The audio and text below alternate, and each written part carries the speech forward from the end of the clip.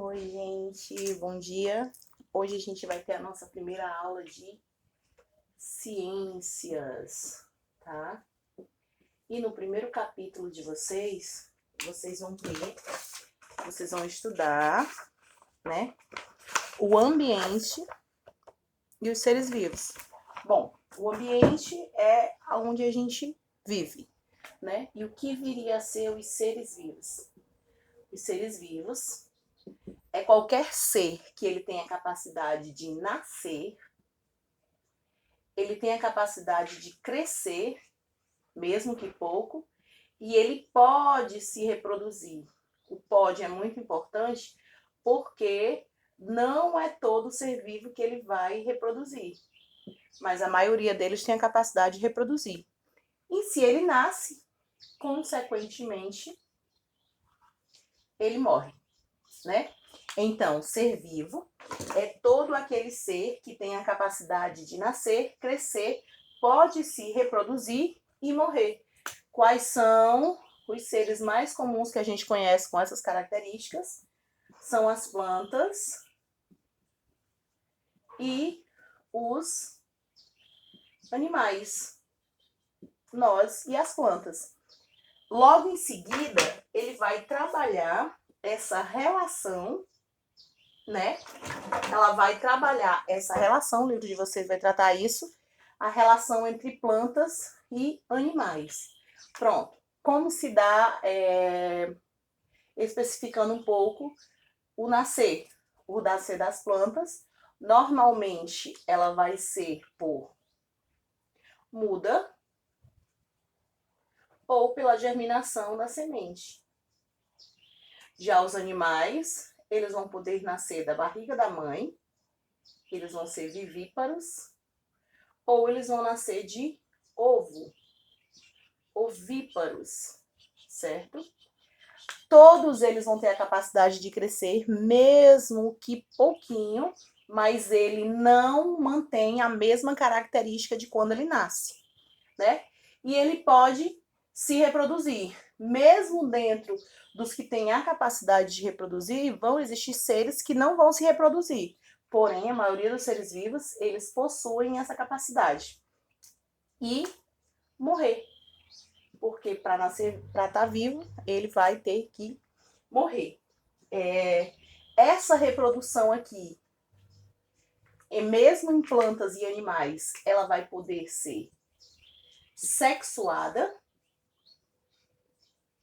ou assexuada. Sexuada vem da palavra sexo ou não sexo. A sexuada ela é considerada quando você utiliza dois gametas, né? Um gameta masculino e um gameta feminino. Mesmo nas plantas, isso pode ocorrer. Ou quando o próprio ser vivo, ele mesmo já possui essa capacidade, ela não precisa do macho para fazer a reprodução. Então, essa reprodução é chamada de assexuada, né? A capacidade de crescer, que é o que a gente vai dar um aspecto especial a essa capacidade de crescer. Por quê? Embora eu tenha falado tudo isso, que no decorrer da disciplina a gente vai esmiuçar mais um pouquinho, o que nos interessa hoje é como se dá o crescimento desse ser vivo, né? Ou o desenvolvimento dele. O desenvolvimento dele vai ocorrer pela energia que ele busca, né? E nós, seres vivos, buscamos essa energia aonde? Embora tenha a dieta do sol, nós pegamos do alimento, né? Nós comemos plantas, nós comemos carne, água, para que a gente consiga essa energia. Sabendo disso, a gente entra num assunto chamado cadeia alimentar. E o que é que vem ser essa cadeia alimentar? É a relação entre os seres vivos pela busca dessa energia para conseguir o desenvolvimento. Bom, Dentro dessa cadeia alimentar, nós vamos ter seres, desculpem o desenho, produtores, que sempre serão os vegetais, tá?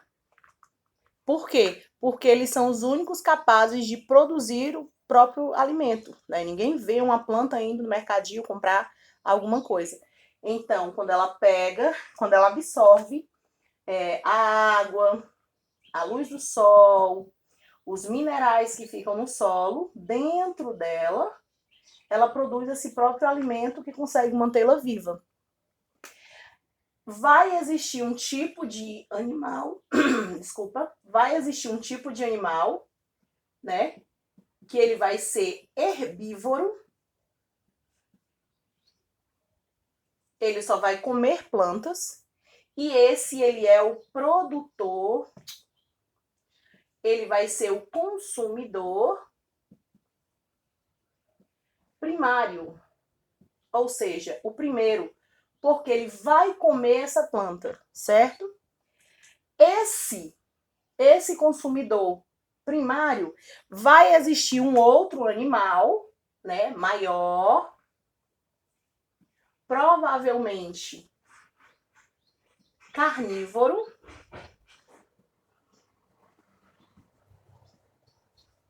que vai ser o consumidor secundário.